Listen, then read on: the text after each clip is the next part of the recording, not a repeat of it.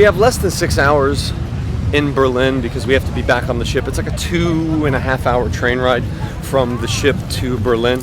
And so I've got to just do a kind of a greatest hits because we don't have a lot of time.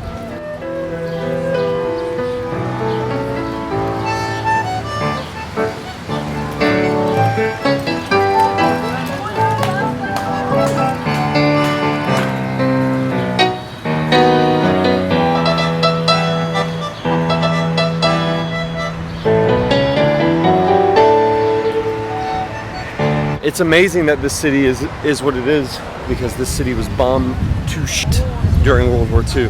And speaking of shit, we've been in the city for probably 30 minutes and I've already smelled shit like 5 times. I don't know who's relieving themselves on the street, but we all can smell it. I'm still so surprised how easily we got to Berlin. We just literally walked around the corner, there was a train, we asked the person on the train, like, do you have any extra seats? And they said, yeah, sure, come on.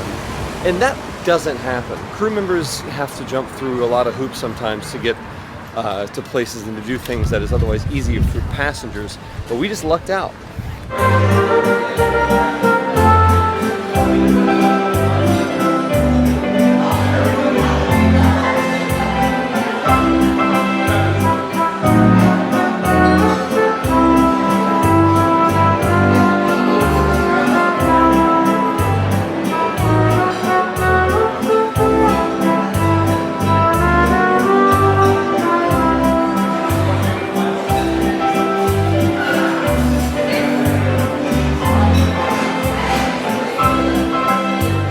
Pretty sure that this Hofbrau restaurant that we went to is the equivalent of if Budweiser had made a restaurant for their beer.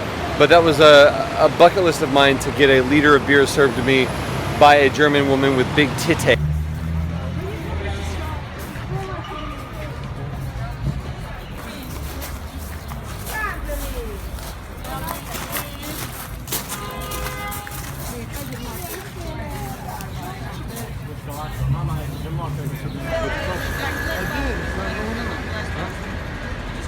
US soldier, the other side German. Big money.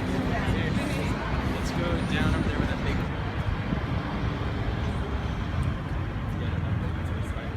How does a country get like this?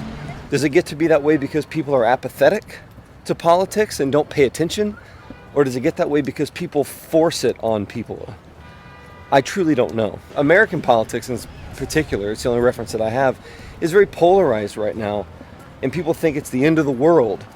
When you see something like this, you sort of realize how great America is doing relatively. We have problems, absolutely.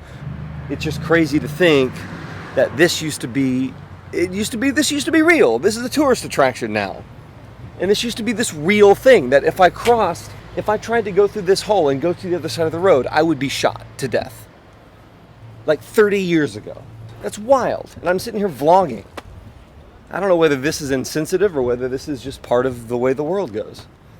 When I think of things like this and I think of how something like this can happen, it just makes me come back still to the idea of liberty and the idea of freedom. And as much as we are able to be ourselves and to be free and to have control of our own lives, making sure that I can express myself to the fullest, that sort of thing doesn't want you to express yourself. That wall doesn't want me to talk in public with everyone looking at me. But I do. And as long as I continue to do that, then I am not a part of that.